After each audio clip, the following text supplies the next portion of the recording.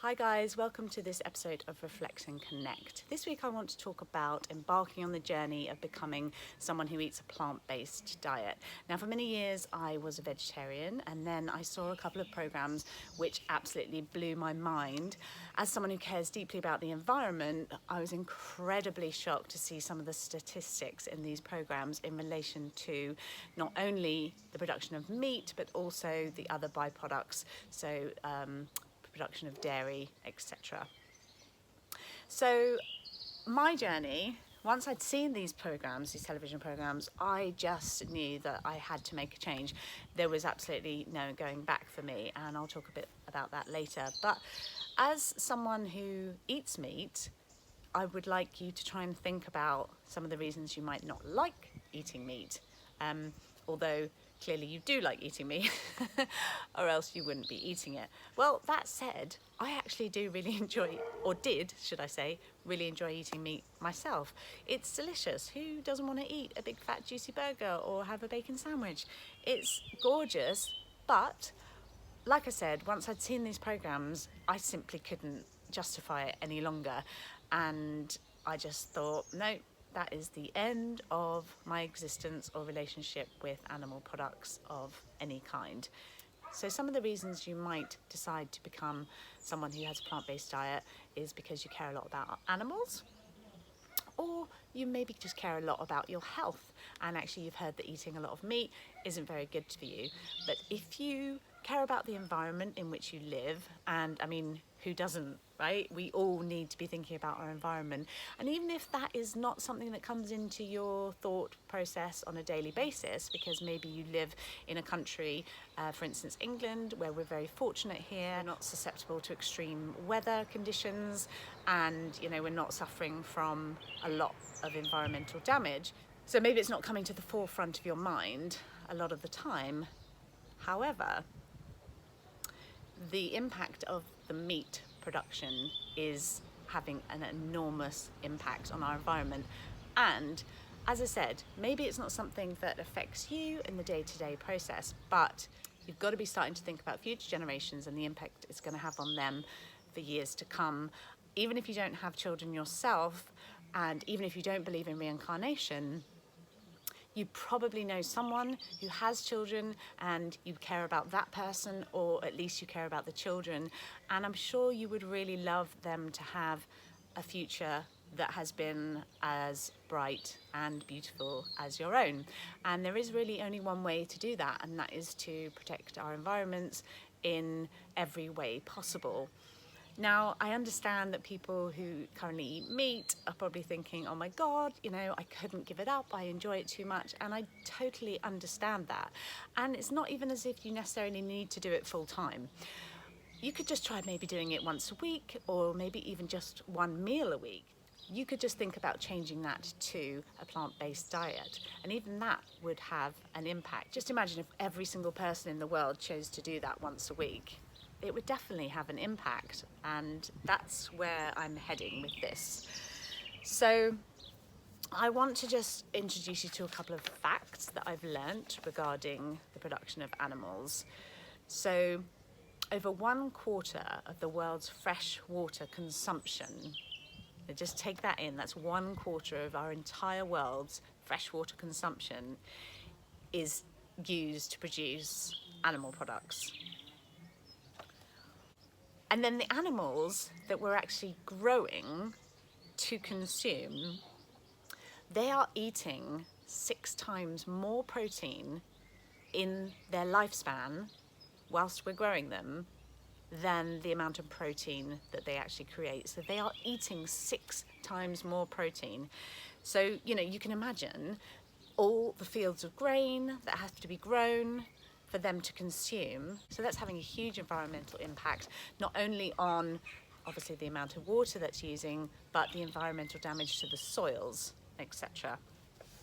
So in America alone, animals that are grown to produce meat create 50 times more waste in 1 year than all the occupants of America.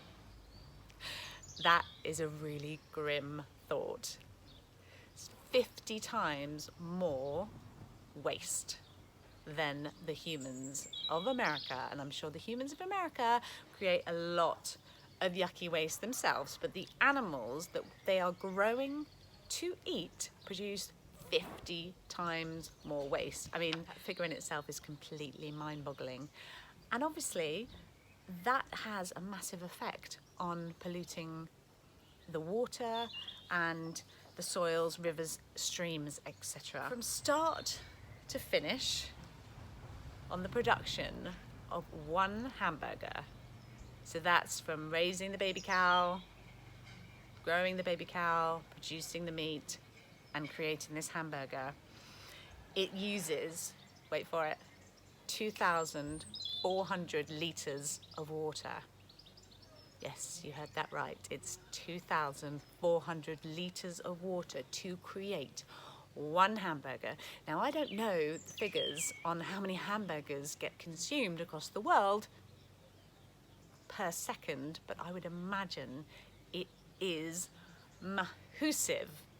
I mean, just today, McDonald's has opened its drive-through, and there has been a queue backed up, like down 4 roads of people waiting to get through that drive-through. That is one drive-through in one town, in one country.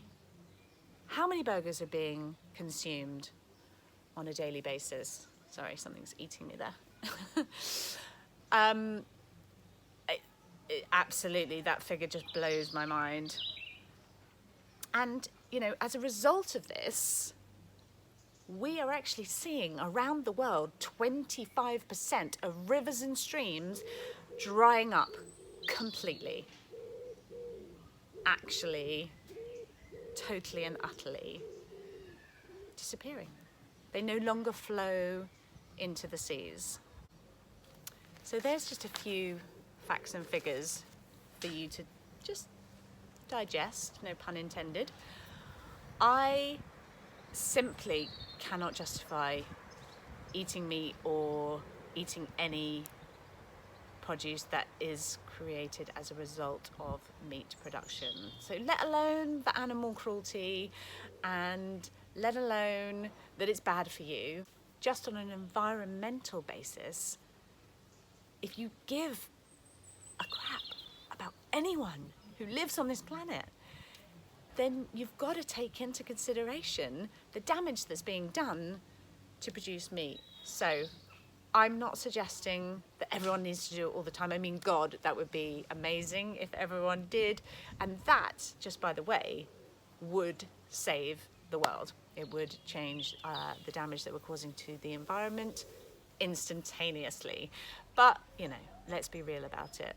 It's not going to happen overnight. But maybe you can just change to, you know, being plant-based once or twice a week, and that will have a huge, huge impact. So I just wanted to talk a little bit about my journey with it. So if you'll watch one of my other videos, you'll see the sort of few weeks leading up to me becoming vegan and me trying out all different, sorry, it's just my cat walking over my bit of paper. Yeah, so just me trying out lots of different foods. So that's in a video that I posted a few weeks ago now called Vegan Hacks. And there is actually so much cool stuff out there that you can eat as a vegan. They are producing so many different types of food. Sorry, I'm just going to grab the cat and say, hello, Chester. Hello, Chester. Before he knocks the tripod over. So yeah, there's so many foods that you can eat as a vegan, and it's actually quite exciting to be able to see what they're making out there. And a lot of them, as a result of eating them, you're going to be really healthy. Plus you're going to start making some of your own food. You're going to know what ingredients are going into those foods, and you can just take a lot more control over what you're eating.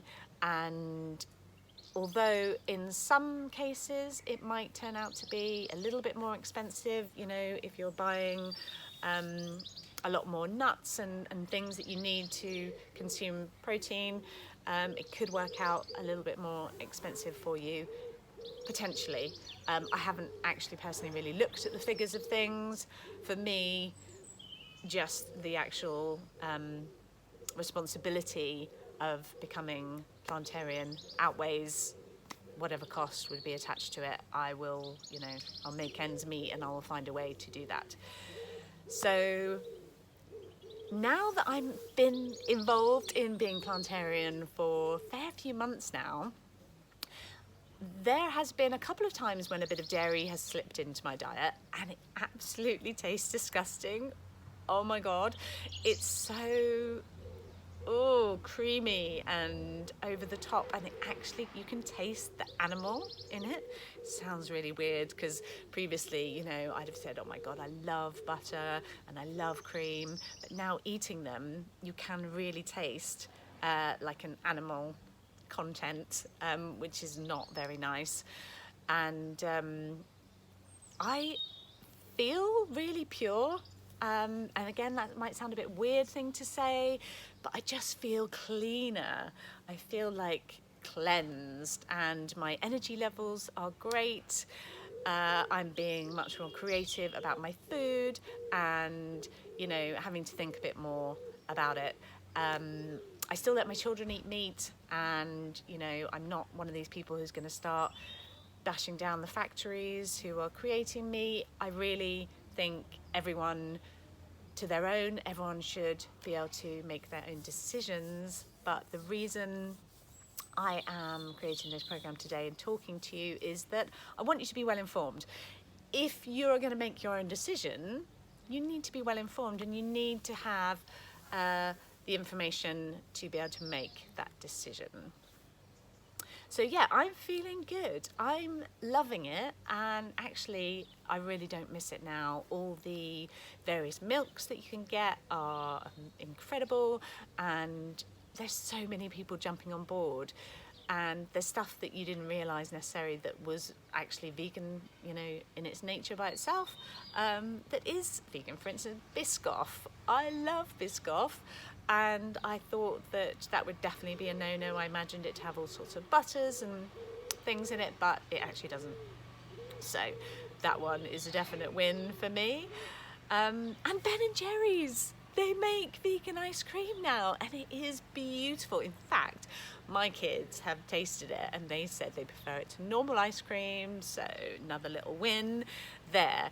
There is loads of cool things that you will find if you decide to come on the plant-based journey, which I hope you would at least give it a little try.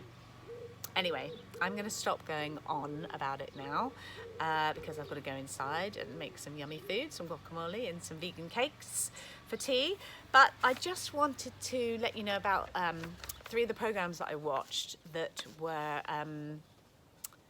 really influential in making my decision. And like I said earlier, I want you to have an opportunity to make an informed decision yourself if you so see fit. So the first one's called The Game Changers, and this is on Netflix, and it's about a lot of athletes who are plant-based, and they are incredible, and they have noticed huge differences in their performance, and they are so fit. There's one guy on there, ladies, if you're watching, it's worth watching just to see this guy. He is pumped like you wouldn't believe, and he's never eaten a piece of meat in his entire life. And as some of the people say on there, rhinos, gorillas, elephants, the biggest animals in the world all live on a plant-based diet. So the fallacy that you have to eat meat to be strong is basically an idea that's come from the meat production industry because they want to make their money. So the next one I watched is called Cowspiracy. So Cowspiracy, like conspiracy, but it's about the cows and the conspiracy behind everything. So that was the one that really opened up my eyes to how much environmental damage is being caused by the meat production industry. I would highly recommend that one. And then finally, there's one called What the Health, and that is looking at the effects of that kind of lifestyle on your health.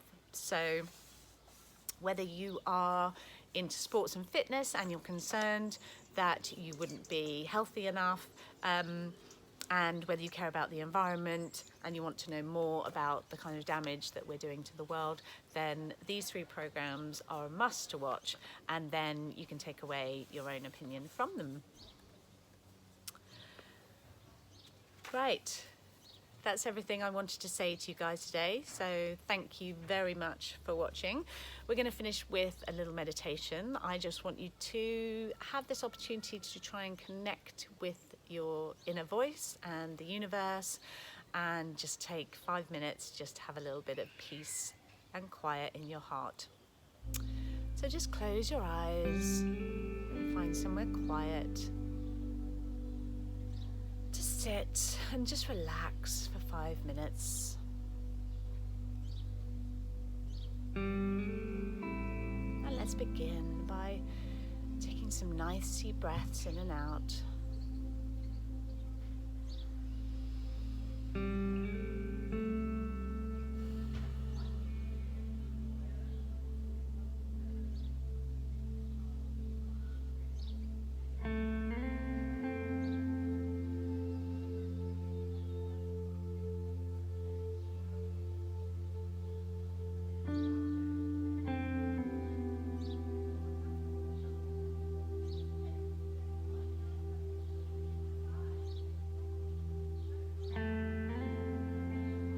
I'd like you to imagine that you're just walking into a beautiful forest.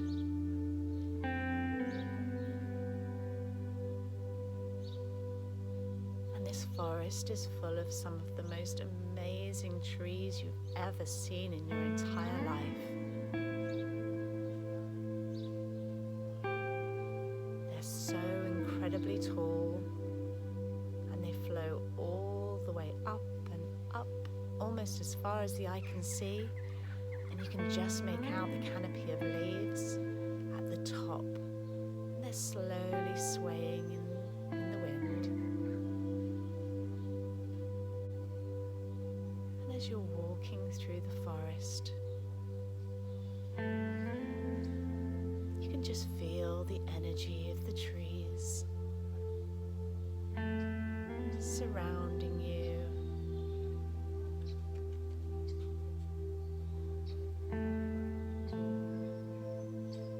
Giving you all that energy.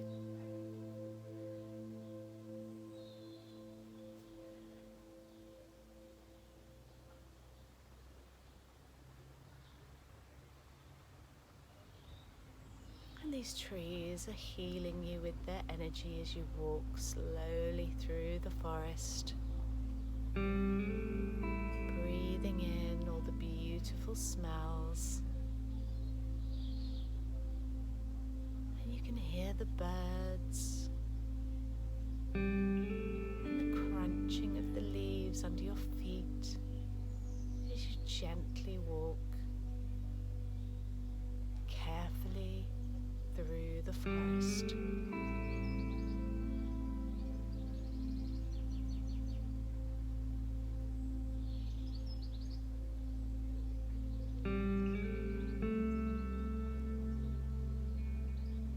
As you're walking slowly and quietly through the forest, leaving no trace at all, you start to feel a connection with the universe. A connection that comes from the center of your being.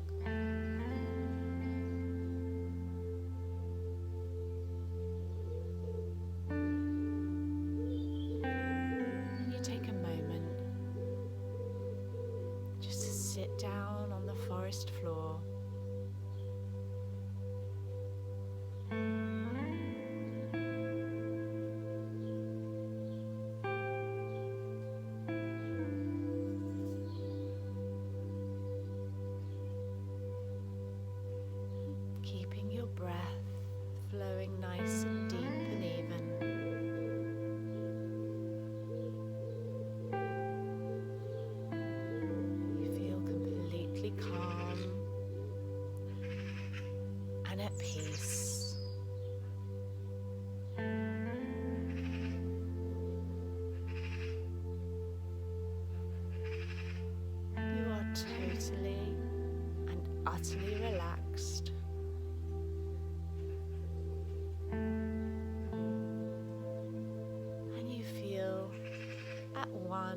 your surroundings.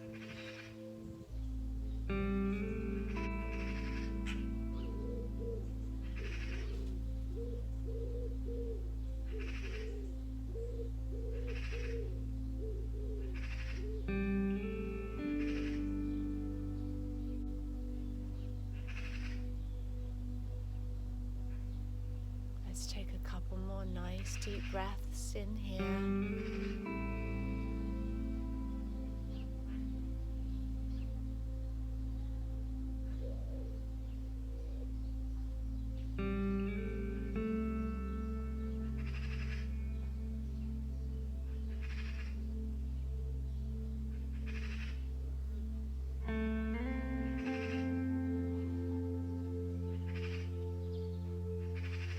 Gently bringing awareness into your body, you stand back up in the forest and turn around to make your way back home.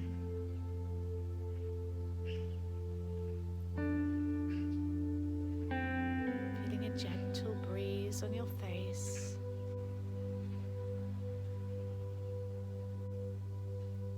Just listening to the sounds of the forest as you slowly make your way back.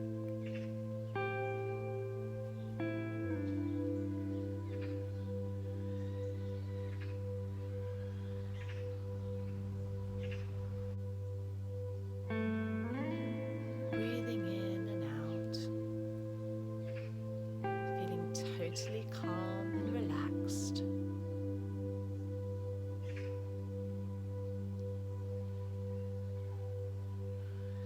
Slowly you start to see the edge of the forest clearing and the sunlight that's poking through.